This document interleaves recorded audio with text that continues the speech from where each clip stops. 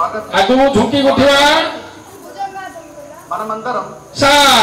ప్రార్థనతో యోగా आंखों देखिवा చేద్దాం आइए आ आज का दाप आ प्रार्थना का दाना पदे थरेनिवा नौ फोकस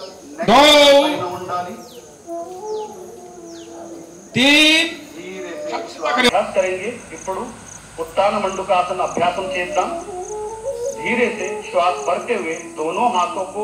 बगल से सिर के ऊपर लेके मैक्सिमम 500 लोक गैदरिंग है पुरुष स्त्री एवं छात्र छात्री समाजर समस्त वयोज्येष्ठ एवं समस्ते पहुँची आज योग दिवस रे योग अभ्यास करी समस्त को वार्ता थिला अंततः प्रत्येक दिन को घंटाड़े निज स्वास्थ्य पाई जदि आमे दबा तो आमे समाजर जो वार्ता रही भारत सरकार जो वार्ता रही एक पृथ्वी एक स्वास्थ्य पाई तो यह निश्चित भाव सफल रूपायन नब।